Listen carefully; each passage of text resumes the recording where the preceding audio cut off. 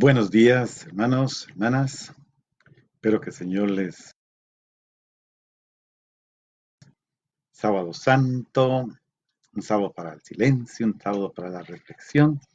Que el Señor bendiga a cada uno de ustedes, bendiga a nuestras familias, bendiga a nuestros países, bendiga a este mundo, que nos dé paz, que nos ayude a comprender la importancia de hacer un poco de silencio, quizá en este tiempo que no alcanzamos a comprender, del que no conocemos todos los sentidos y significados que pueda tener. Ya en su momento podremos hacer eso. Vamos a invocar precisamente al Espíritu que le da vida a todo este mundo, que como cristianos le da vida a todo el universo, sostiene todo cuanto existe. Al Espíritu Santo que ha actuado en la vida de Jesús a lo largo de su vida pública y a lo largo de los eventos que estamos celebrando, que ahora mientras Jesús, su cuerpo, reposa en el sepulcro, mientras el Rey duerme, mientras el Salvador desciende a los abismos de la muerte, es Él, el Espíritu, el que sigue dando vida, sigue animando la vida de la iglesia. Sigue fortaleciendo y sosteniendo todo nuestro ser, fortaleciendo y sosteniendo nuestros proyectos, sobre todo aquello que tiene que ver con el bien, la bondad, la justicia, la belleza, la misericordia. Esos proyectos que hacen de este mundo un mundo más humano, esos proyectos que hacen de este mundo precisamente un lugar habitable, un lugar donde valga la pena sentir que existimos y que somos para otros. Pidamos al Espíritu entonces que nos ayude a tener un momento de reflexión.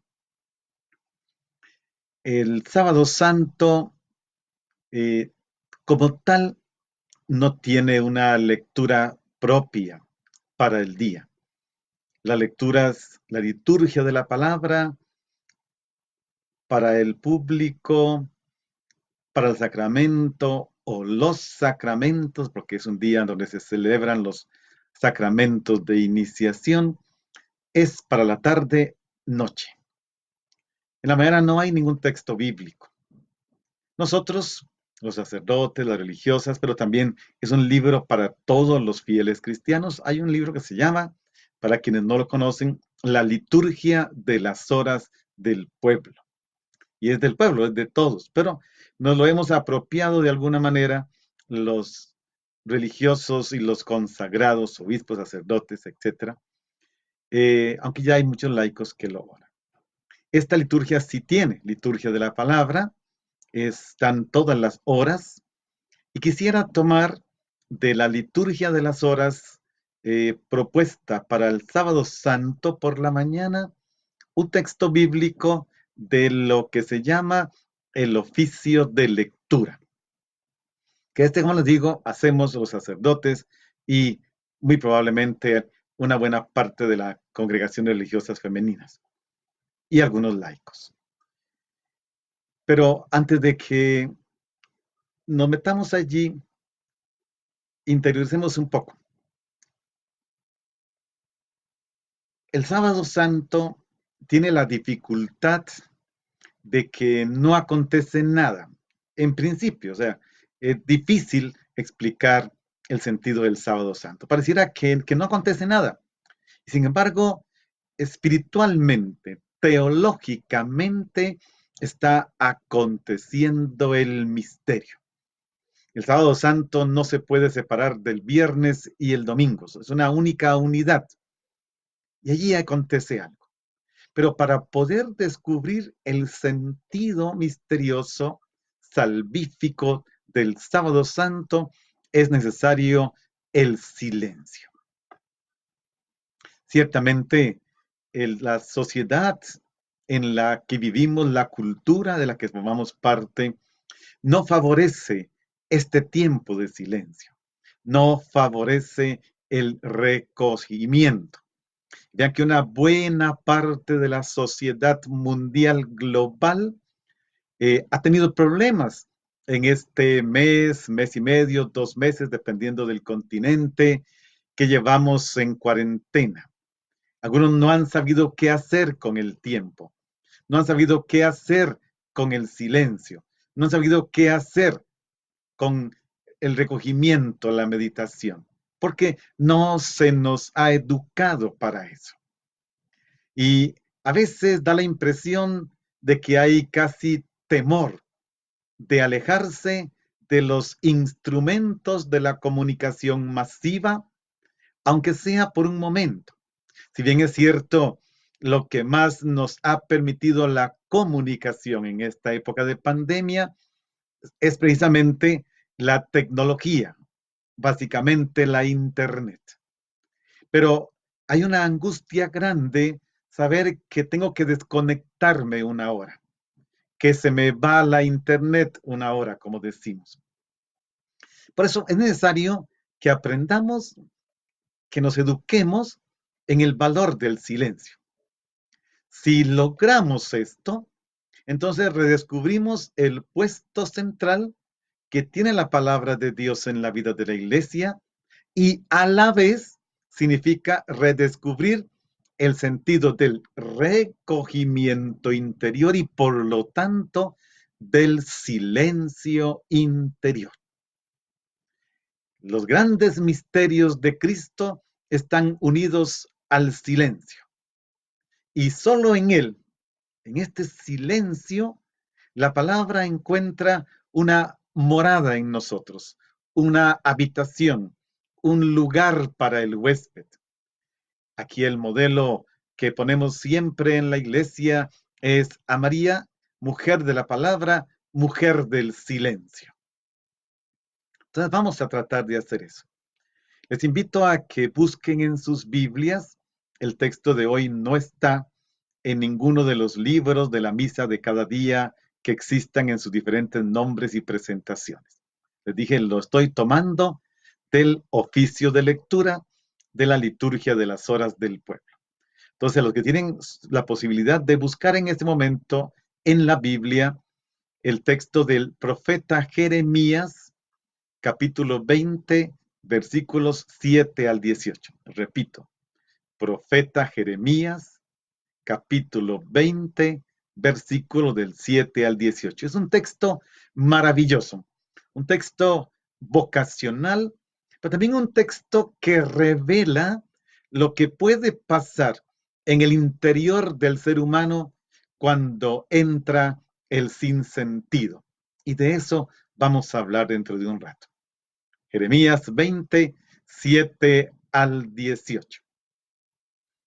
Voy a leer el texto en la versión que yo tengo aquí, que es una versión muy cercana al texto hebreo. Tú me sedujiste, Yahvé, y yo me dejé seducir. Fuiste más fuerte que yo y contra mí prevaleciste. Sirvo de irrisión todo el día. Todos ellos se burlan de mí. Siempre que hablo, tengo que gritar violencia y opresión. Esto es lo que proclamo. La palabra de Yahvé me resulta oprobio y escarnio todo el día. Pensé, no me acordaré más de él, no hablaré más en su nombre. Pero había en mi corazón como un fuego abrasador, encerrado en mis huesos. Me esforzaba en contenerlo, pero no podía. Yo oía el cuchicheo de la gente, terror en derredor. Denúncienlo, denunciémoslo. Todos mis amigos están espiando un desliz mío. A ver si se deja seducir. Prevaleceremos contra él y tomaremos de él nuestra venganza. Pero Yahvé está conmigo como guerrero potente. Por eso mis perseguidores tropezarán y nada podrán. Están totalmente avergonzados porque nada consiguen. Ignominia eterna que no podrá olvidarse. Yahvé Sebaot, que pruebas al justo, que ves el corazón y las entrañas. Vea yo tu venganza de ellos, pues a ti encomiendo mi causa. Cantad a Yahvé, alabad a Yahvé, porque libró la vida del pobre de la mano de los malvados. Maldito el día en que nací, el día en que me alumbró mi madre, no sea bendito. Maldito el hombre que anunció a mi padre, te ha nacido un hijo varón, llenándole de gozo.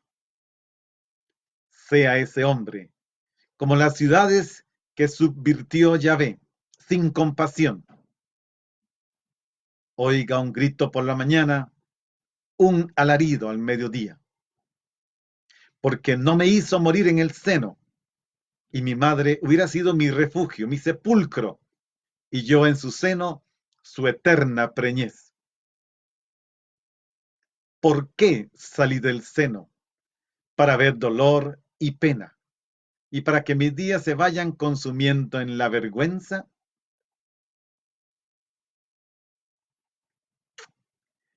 Hermanos, es un texto muy bonito.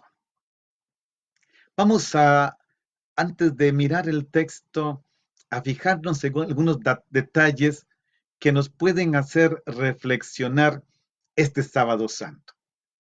La mayoría estamos en casa, estamos atendiendo a nuestras autoridades, quédate en casa. 3 preguntas para comenzar. ¿Qué sucede cuando Dios calla? ¿Qué sucede cuando el silencio invade, sorpresiva y hasta amenazantemente nuestra vida? ¿Qué pasa en nuestra vida cuando Jesús muere?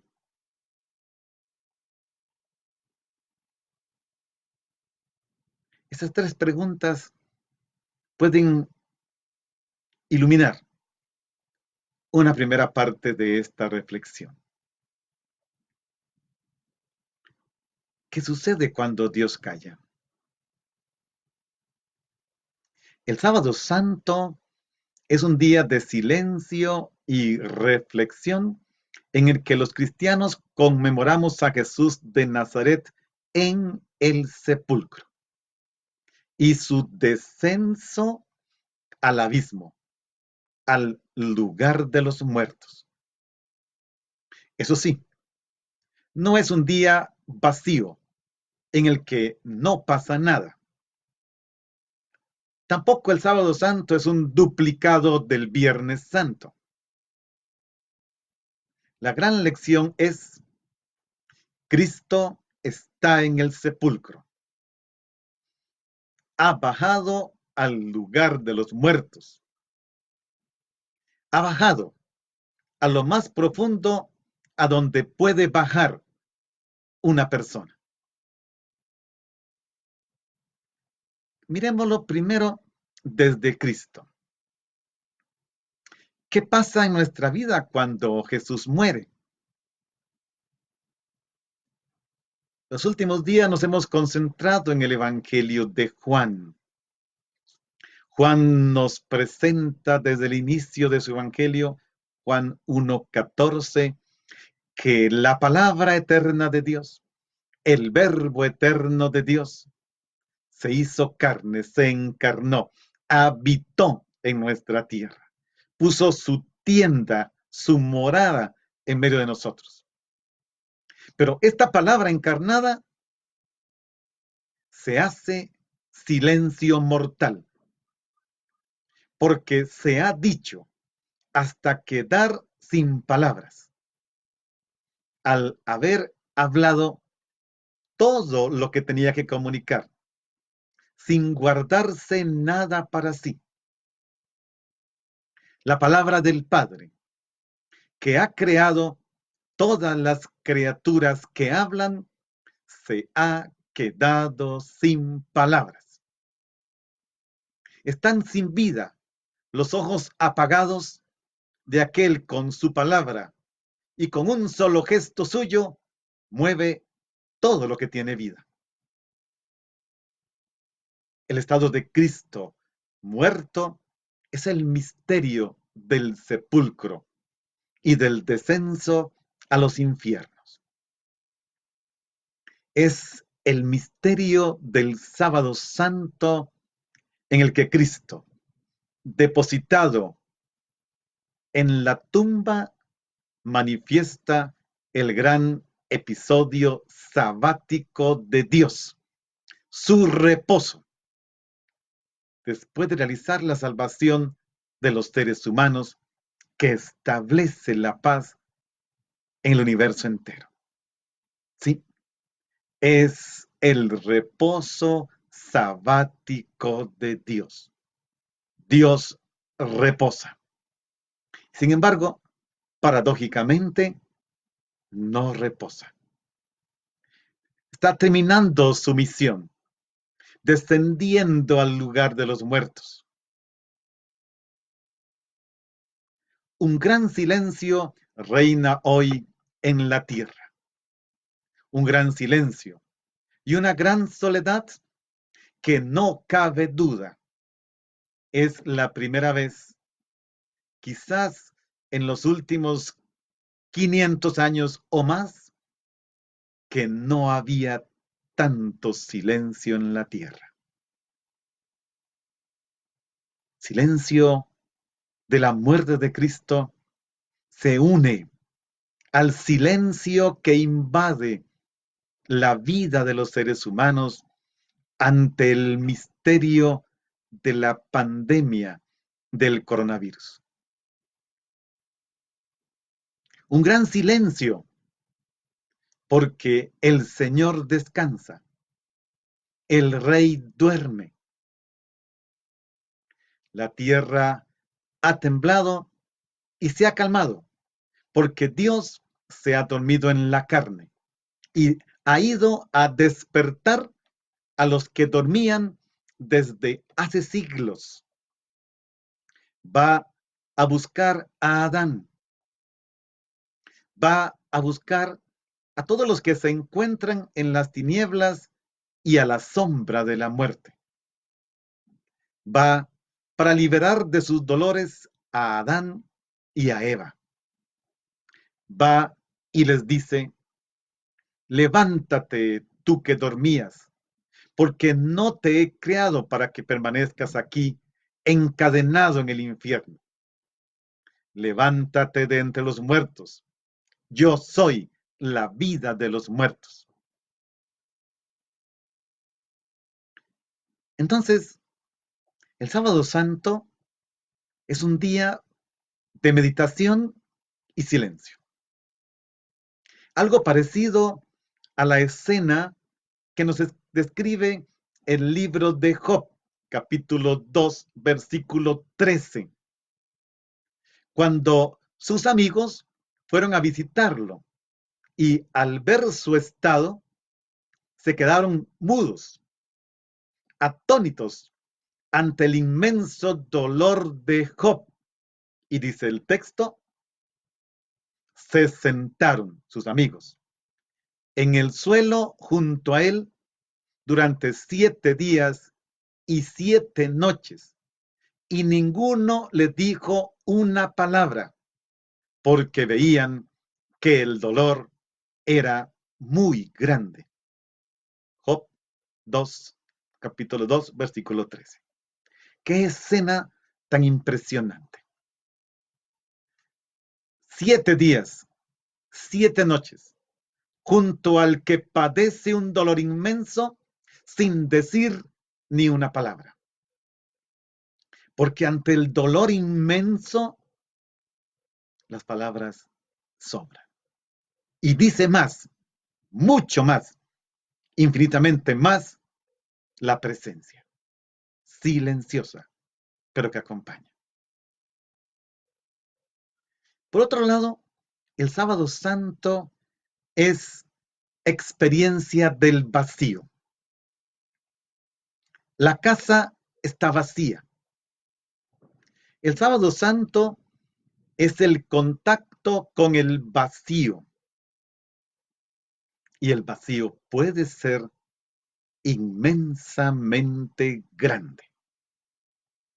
Si la fe, ungida de esperanza, no diera un sentido último a esta realidad del vacío, no supiéramos que el vacío es transitorio, habríamos regresado al vacío primordial que narra el Génesis en sus primeras páginas.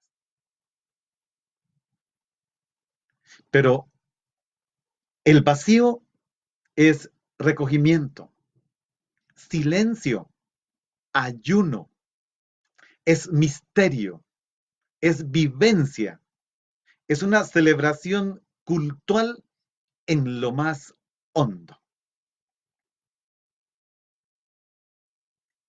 El peligro grande, y es muy grande, y abarca un número muy grande de personas, es precisamente caer en el vacío. El sábado santo es una oportunidad para mirar hacia adentro, hacia nuestro interior, hacia lo más íntimo de nosotros mismos. Voy a hacer otra serie de preguntas. Los que me estén escuchando, simplemente escuchemos. Dejémonos interpelar. E inmediatamente después miraremos cómo reaccionaría y cómo reaccionó el profeta Jeremías. También él sabe de vacíos. Hagamos una secuencia de preguntas. ¿Hasta dónde puede llegar el ser humano en la experiencia del vacío y del sinsentido de la vida?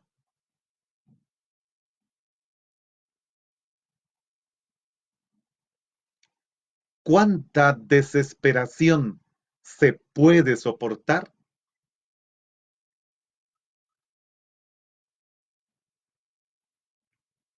¿Qué sucede cuando el dolor o el sufrimiento son muy grandes?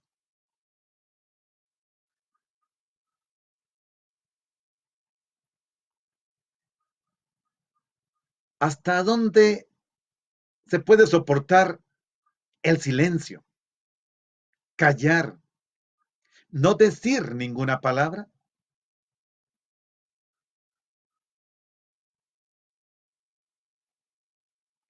Ante el dolor insoportable, ¿qué palabras es capaz de proferir el ser humano?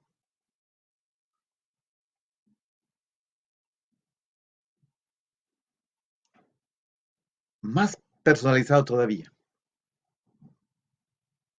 ¿Cuáles son las palabras más duras e hirientes, más bochornosas y vergonzosas que has llegado a decir, no importa a quién?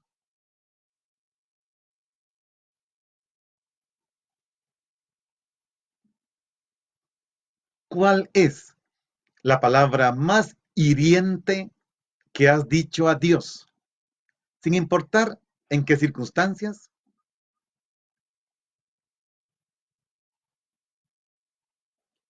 ¿Cuál es la palabra más hiriente que has dicho a tus seres queridos, sin importar en qué circunstancias.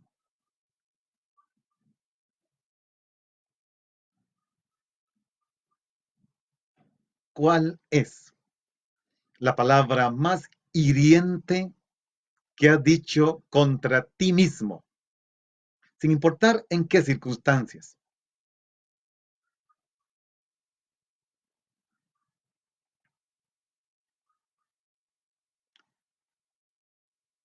El sábado santo, queridos hermanos, hermanas, puede ser un día difícil, de no saber qué hacer.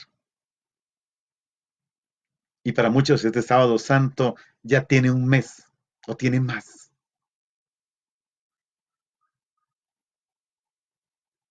Algunos, algunos ya no pueden, no saben qué hacer. Fijémonos en qué dice el texto del profeta Jeremías. Vamos a leer los versículos 14 al 18 del capítulo 20. El texto que leímos hace un rato fue más amplio, pero vamos a comenzar con estos versículos, 14 al 18. Hermanos, pongámosle cuidado a estas palabras dichas por un hombre en una situación política de sufrimiento personal dificilísima. ¿Hasta dónde puede llegar el ser humano? Versículo 14. No nos asustemos, hermanos. Estas palabras también hay que tener el coraje para decirlas. Se requiere ser muy hombre, una mujer muy bien plantada para poder decir semejantes palabras. Versículo 14. Maldito el día en que nací, el día en que me alumbró mi madre, no sea bendito. Hermanos, Jeremías cae en la desesperación, a tal punto que lo lleva a maldecir su nacimiento y con ello también su misión. Maldecir prácticamente la llamada a ser mensajero de Dios. El sufrimiento del profeta debía de ser inmenso. Sentía irresistiblemente que en su vida no podía prescindir de su tarea. Pero por otra parte, veía su misión como algo no deseable, contrario a su manera de ver las cosas. Es el sentimiento de quien intenta ser fiel a la vocación de Dios, a pesar de que ésta conduce muchas veces a situaciones límite que no agradan a quien ha sido llamado a tal misión. La misión del profeta Jeremías parece desesperante. Le echa la culpa a Dios de su tragedia. Se haya sumergido en un profundo, digamos, aburrimiento de vivir, del sinsentido extremo. Desea no haber nacido. Sus frases son cortantes, absolutas, reflejan la situación de su alma angustiada, apesadumbrada por tanta desventura. Maldito el día en que nací, el día en que me alumbró mi madre, no sea bendito. Son dos maldiciones. Su debilidad humana aparece descrita con honesta desnudez. La falta de luces sobre una vida más allá de la tumba, explica este estado de desesperación, que quizá para nosotros los cristianos sea incomprensible. Y sin embargo, y sin embargo, hay un porcentaje elevadísimo de los que nos llamamos cristianos que vivimos, a pesar de que sabemos de la resurrección, en ese estado de desesperación. Vayamos a la vida. Dejemos como una especie de película, si quieren. No tengo la idea, la imagen correcta. Porque es bueno como contemplarse. Me doy cuenta que tengo momentos de cansancio, de desorientación, de desaliento. No dudo en lamentarme, en discutir con Dios como Jeremías, aunque muy probablemente nosotros tengamos un tono más controlado.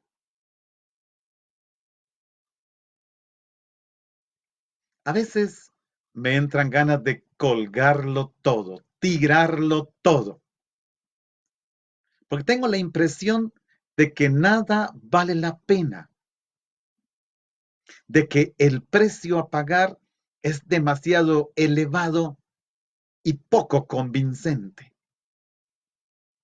de que la carga es insoportable.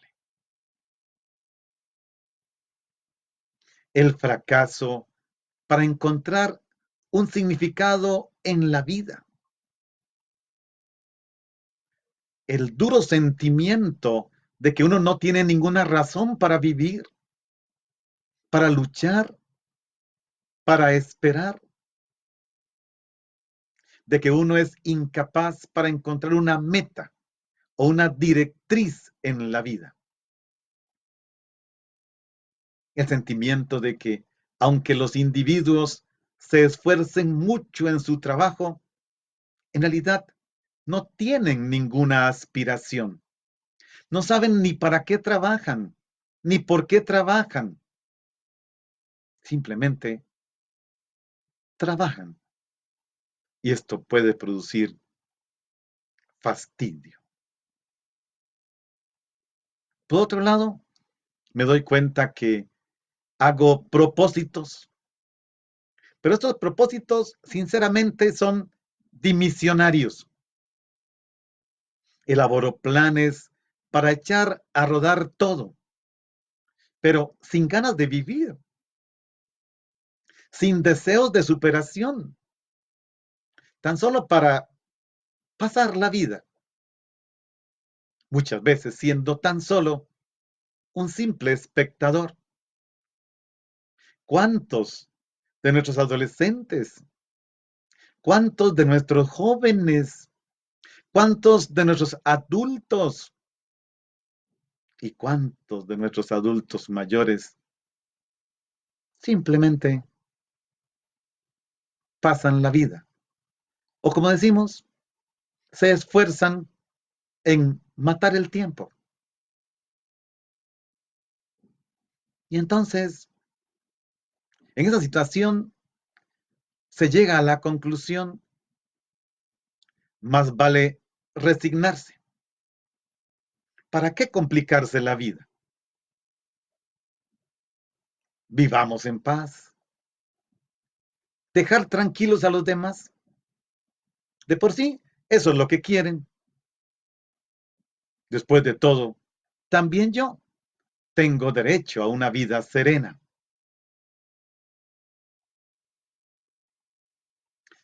Sin embargo,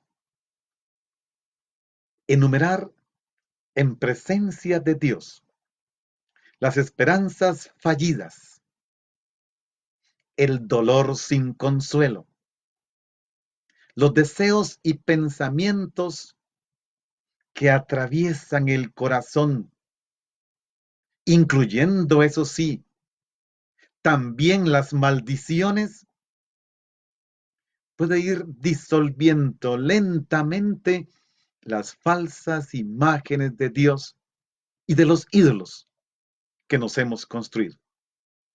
Sí, aquellas imágenes de que Dios atiende siempre nuestros deseos. O aquella otra imagen, que Dios hace que avance todo como hasta ahora. O aquella otra, nuestra vida se cumple sin sufrimiento. O que trabajar por Dios aporta fama y aplauso. O que estamos en un camino de éxitos cada vez mayores. No, ninguna de esas es cierta. Y cuando nos damos cuenta y somos valientes, como Jeremías y muchos hombres y mujeres en la historia, podemos llegar a decir, maldito el día en que nací. Pero ahí no terminan las maldiciones de Jeremías. Versículo 15, 16, 17 continúan. Maldito, dice Jeremías, el hombre que le anunció a mi padre, te ha nacido un hijo varón, llenándole de gozo. Si nos metemos en la interioridad de Jeremías, tenemos que llegar a la conclusión que el dolor es abismal y prorrumpe en las maldiciones desatadas contra el día del nacimiento, contra el hombre que le llevó a su padre la alegre noticia de su nacimiento. Versículo 16. Sea ese hombre el que le dio la buena noticia a mi padre, como las ciudades que subvirtió Yahvé sin compasión. Que ese hombre oiga un grito por la mañana, un alarido al mediodía.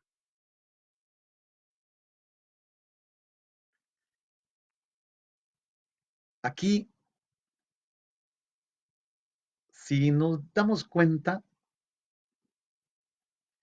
Jeremías, que representa al ser humano ante el dolor, ante el sinsentido y el vacío, tiene escrúpulos para no pronunciar una maldición explícita contra sus progenitores. Éxodo 21, 17 lo prohíbe con la pena capital y es un mandamiento. Honra a padre y madre. Normalmente no nos atrevemos a pronunciar esa palabra sobre nuestros progenitores. Y sin embargo, ¿cuántos y cuántas en el momento insoportable de la desesperación también la gritan? Y peor aún, se la gritan en la cara a su padre o a su madre. Pero como los escrúpulos no le permiten esta maldición explícita, al estar tan totalmente descontento de su vida y de todos los sufrimientos que ha tenido que aguantar, invoca de manera absolutamente injustificada contra una persona inocente que simplemente se había limitado a anunciarle a su padre que le había nacido un hijo varón. ¿Y qué tiene que ver con su situación? Es injusto. Y le desea a este hombre, a esta persona que anunció a su padre la destrucción que se abatió sobre Sodoma y Gomorra. En su deseo de no haber nacido, hubiera querido que el mensajero de la buena noticia de su nacimiento hubiera desaparecido como las ciudades que Dios destruyó. Entonces hay dos elementos aquí. Y quizás digas, eso no tiene nada que ver conmigo. Ojalá que tengas razón. Permíteme dudarlo. El primero, la incapacidad para agarrarla contra los progenitores. Y el segundo, la injusticia de echarle la culpa a otro de mis desgracias. A la persona inocente. ¿Cuántas personas tienen que cargar con las culpas del otro de manera injustificada, siendo inocentes? Y en el versículo 17 la sigue todavía contra este hombre, o que también podría ser contra Dios. ¿Por qué no me hizo morir en el seno? Y mi madre hubiera sido mi sepulcro, y yo en su seno su eterna preñez. Ahora se desea la muerte, se desea que le hubieran provocado la muerte. Hermanos, seamos sinceros. ¿No hemos escuchado eso? Siendo adolescentes, jóvenes, ¿no se lo gritamos alguna vez a nuestros padres? No me digas que no todavía. Haga un examen de conciencia. Papás y mamás, ¿no lo escucharon alguna vez de sus hijos? ¿Para qué me trajeron a la vida? ¿Para qué me trajeron al mundo? Yo no les pedí venir al mundo.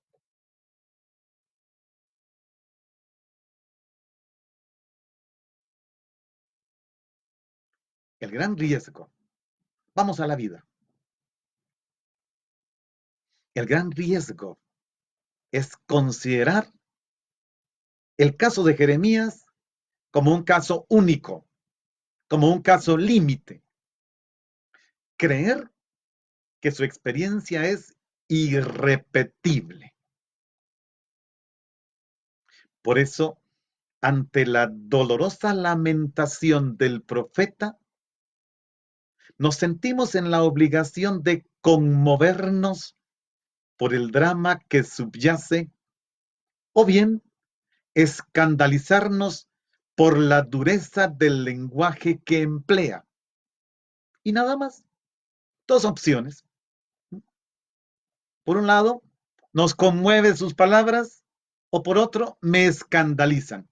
Ninguna de las dos me satisface a mí, William Segura. Ninguna de las dos.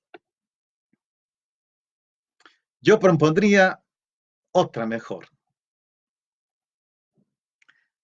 Intentemos meternos en esa oración, en esa dura oración, en esa amarga oración de Jeremías.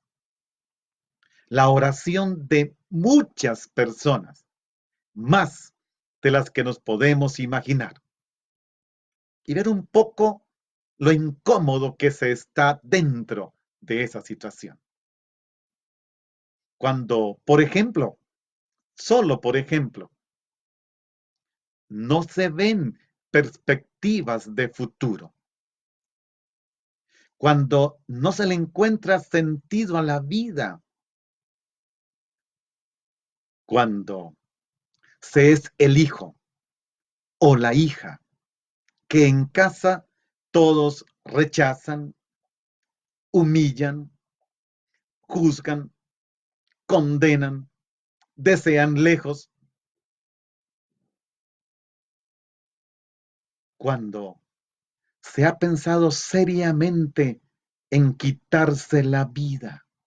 Y aquí tendría tantos ejemplos que contarles en más de 30 años que llevo en esto. O cuando fallidamente ya se ha intentado quitarse la vida, a veces solo para llamar la atención sobre la propia existencia, para que se den cuenta que existo.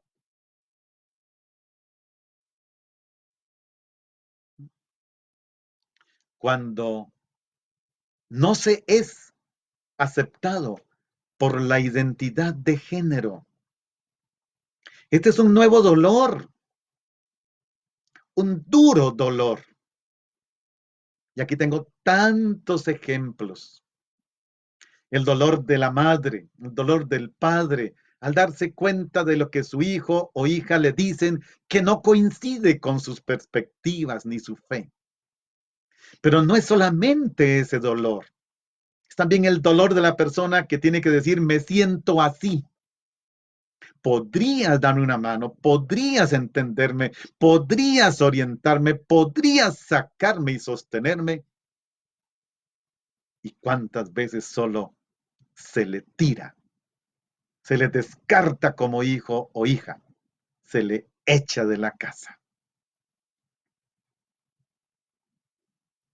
Es muy fácil decir esos de la ideología de género. Y sí, yo estoy en contra. Pero cuando se trata del dolor que va por dentro, es diferente. Solo con esos ejemplos, entre millones de ejemplos, se entiende que se llegue a pensar por qué vi la luz del mundo, por qué no morí en el seno de mi madre. Y si queremos ser sinceros, bien sinceros, tú y yo, voy a hablar en tú, ¿no has elevado al cielo alguna vez esa oración, aunque en una milésima de segundo, y rápidamente alejas de tu mente perturbado, perturbada? ¿Nunca? ¿Nunca lo has hecho? ¿Estás seguro? Piénsalo bien. Y entonces, no tendrás excusa ni autoridad para condenar a nadie.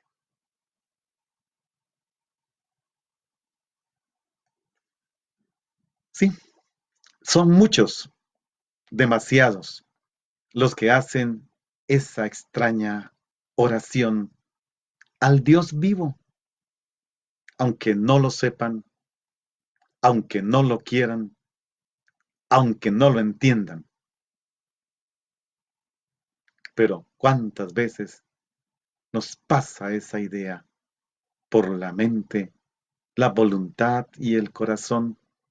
¿Y cuántos efectivamente actuaron y quedaron sin vida?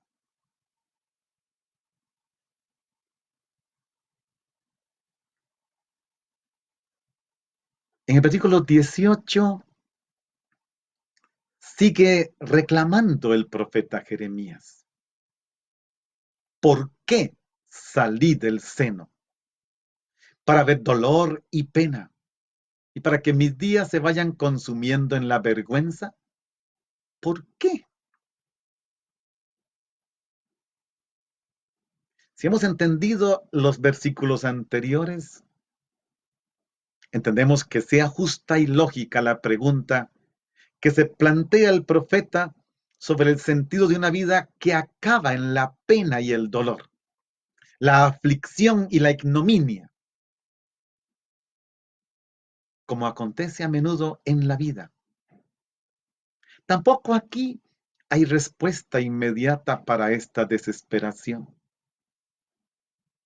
Solo más tarde conseguirá llegar hasta el corazón de estas personas tan duramente golpeadas y afligidas un rayo de esperanza.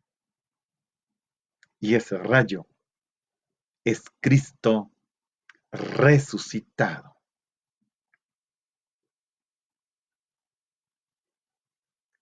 Pero volvamos a la vida. Esta última confesión de Jeremías es la expresión de una lucha dramática. Está de un lado el que habla, con sus experiencias y concepciones de Dios. Del otro lado se encuentra, como interlocutor de la oración, el Dios verdadero y viviente, a quien se dirige el suplicante, el orante, lamentándose, pero a la vez confiado, aunque infinitamente hundido en la desesperación. Porque esta pregunta del versículo 18 exige una respuesta.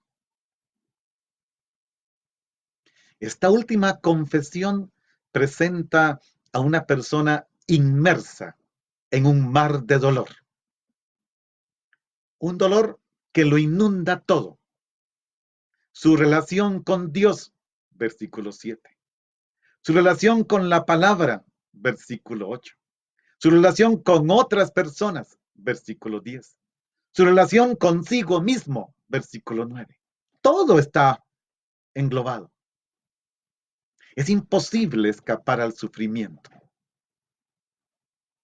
El doliente encuentra desahogo en las acusaciones, las lamentaciones, las maldiciones, las preguntas, las confesiones de confianza y las fantasías irreales como ¿por qué vi la luz? En la confesión sincera de nuestra pobreza y de nuestros deseos más profundos, se sostiene nuestra fe en el Dios vivo y verdadero. Se convierte en el compañero de nuestro mejor yo, que busca la realidad y el verdadero encuentro con Dios, luchando contra los ídolos de nuestras ilusiones, que distorsionan la imagen de Dios. Dios camina con nosotros también en el sufrimiento, en las discordias, en el dolor, en el sufrimiento, en la amenaza de la muerte, también cuando maldecimos todo alrededor. Pero Él sigue caminando con nosotros y nos invita una y otra vez a un encuentro nuevo con Él. Y es entonces cuando nos damos cuenta de algo maravilloso. Vamos al versículo 7 para ir cerrando nuestra transmisión. Versículo 7 es una maravilla. Tú me sedujiste, Yahvé, y yo me dejé seducir. Fuiste más fuerte que yo y contra mí prevaleciste. También en esta oración hay que meterse. Estar allí dentro de ella, sin dejarnos engañar por aspectos superficiales y aparentes, sin dejarnos guiar por cálculos oportunistas, sin dejarnos llevar por lo fácil. Ciertamente es otro reproche contra Dios. Y aquí hay una palabra, cuando yo estaba en el seminario ya hace mucho tiempo, ya los años 80, al final de la década de los 80, recuerdo cuando escuché esta palabra por primera vez, y me sedujiste. Luego, conforme avanzó mi estudio bíblico, quise saber qué es lo que la palabra hebrea dice. Y la sorpresa es impresionante. Yo sé que el autor y el traductor, sobre todo el traductor de los textos originales de la Biblia, tiene que buscar cómo traducir de acuerdo a la sensibilidad de cada idioma y de la cultura a la que se dirige la Biblia que está traduciendo. Pero el texto hebreo, la palabra hebrea dice, Señor, tú me violaste. Sí, porque de todas maneras la seducción es eso, es caer en manos de alguien más poderoso que atenta contra nosotros en el caso de la mujer y la viola.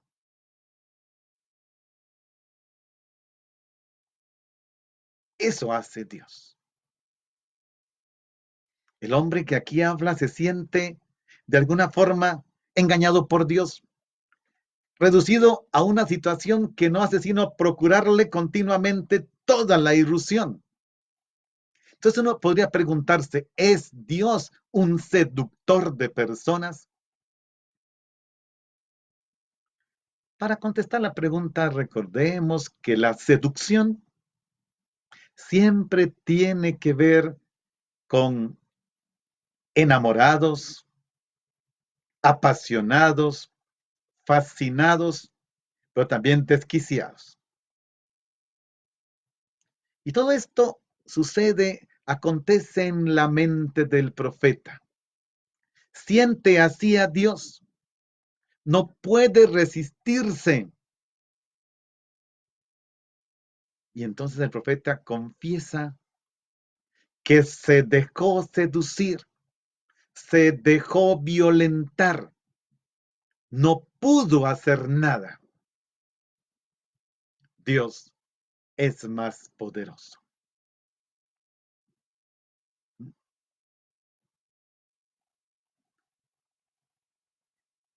El mensaje del profeta es fuerte.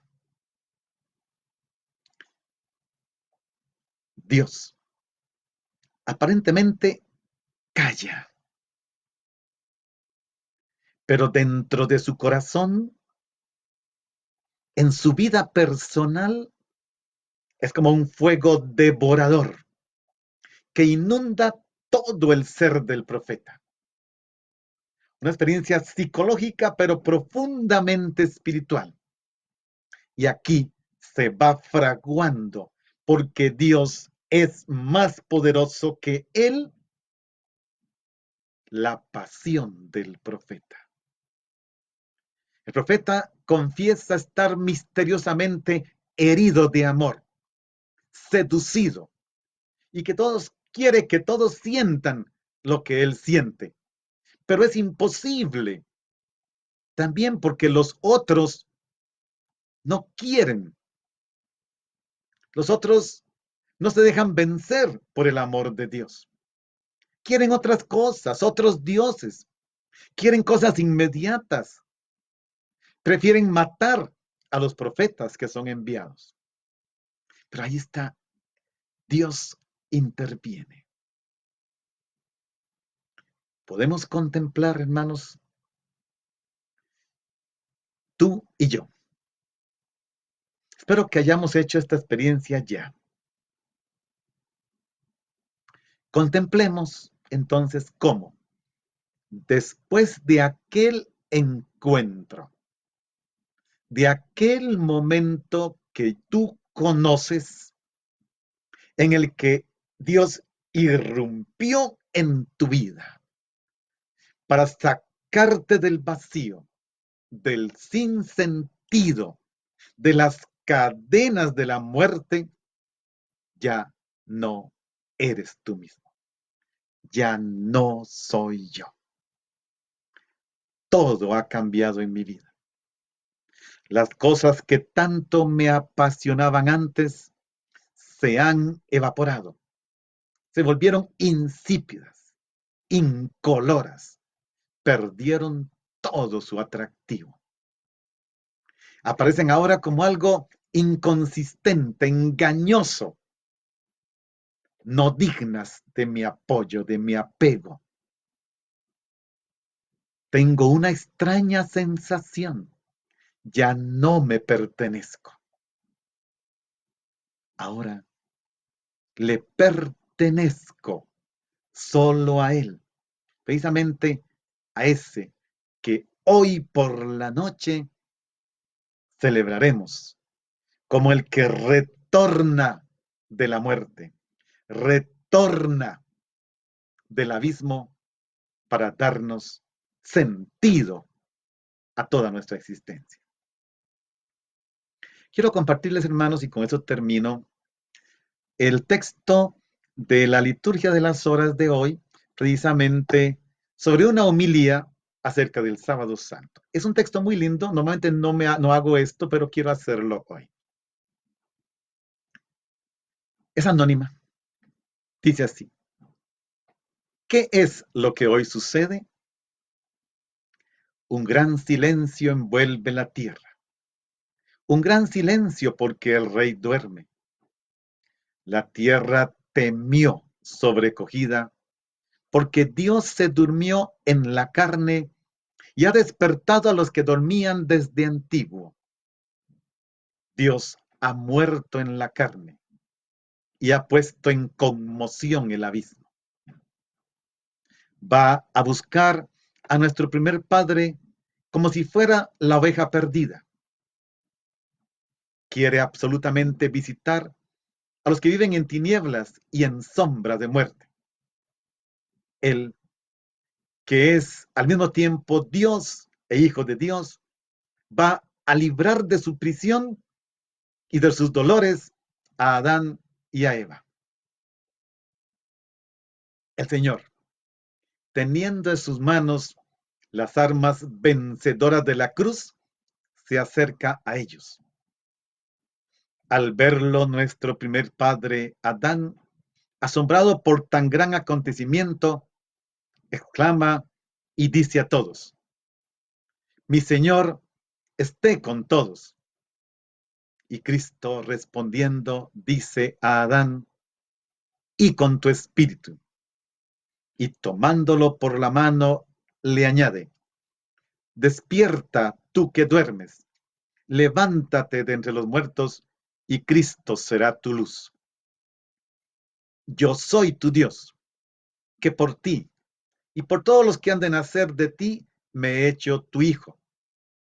Y ahora te digo que tengo el poder de anunciar a los que están encadenados: salgan, y a los que están en las tinieblas: ilumínense, y a los que duermen: levántense.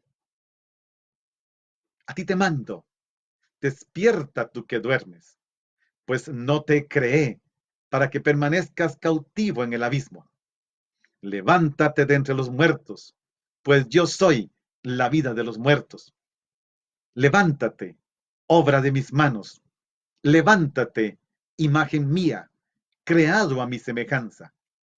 Levántate, salgamos de aquí, porque tú en mí y yo en ti formamos una sola e indivisible persona. Por ti, yo, tu Dios, me he hecho tu hijo. Por ti, yo, tu Señor, he revestido tu condición servil. Por ti, yo, que estoy en los cielos, he bajado a la tierra y he bajado al abismo. Por ti me he hecho hombre, semejante a un inválido que tiene su cama entre los muertos. Por ti, que fuiste expulsado del huerto, he sido entregado a los judíos en el huerto, y en el huerto he sido crucificado. Contempla los salivazos de mi cara, que he soportado para devolverte tu primer aliento de vida. Contempla los golpes de mis mejillas, que he soportado para reformar, de acuerdo a mi imagen, tu imagen deformada. Contempla los azotes en mis espaldas, que he aceptado para aliviarte el peso de los pecados que habían sido cargados sobre tu espalda. Contempla los clavos que me han sujetado fuertemente al madero, por los que he aceptado por ti, que maliciosamente extendiste mano al árbol prohibido. Dormí en la cruz, y la lanza atravesó mi costado, por ti, que en el paraíso dormiste, y de tu costado diste origen a Eva. Mi costado ha sido curado, mi costado ha sido curado, el olor tuyo. Mi sueño te saca del sueño del abismo. Mi lanza eliminó aquella espada que te amenazaba en el paraíso. Levántate, salgamos de aquí. El enemigo te sacó del paraíso, y yo te coloco no ya en el paraíso, sino en el trono celeste. Te prohibí que comieras del árbol de la vida, que no era sino imagen del verdadero árbol. Yo soy el verdadero árbol, yo, que soy la vida, y que estoy unido a ti. Coloqué un querubín que fielmente te vigilara. Ahora te concedo que el querubín, reconociendo tu dignidad, te sirva. El trono de los querubines está preparado. Los portadores atentos y preparados. El tálamo construido. Los alimentos prestos. Se han embellecido los eternos tabernáculos y moradas. Han sido abiertos los tesoros de todos los bienes y el reino de los cielos está preparado desde toda la eternidad. Bien, hermanos, un día de silencio para reflexionar en lo que puede ser el ser humano cuando Dios calla, pero también en lo que pasa cuando Dios irrumpe en su vida, lo violenta y se posesiona de él por amor. Les invito a que contemplemos este día, retomen ese texto, dispongámonos para celebrar esta tarde noche en transmisión en sus canales la celebración de la vigilia pascual. Renovemos desde nuestro corazón, en casa, con la familia, las promesas bautismales. Proclamemos que Cristo vive, que ha resucitado. No te digo felices Pascuas todavía, no es el momento. Faltan algunas horas de silencio. Nos vemos, si Dios quiere, el lunes a las 10 de la mañana y allí contemplaremos juntos la resurrección. Que el Padre, el Hijo y el Espíritu Santo les bendiga y les guarde para siempre.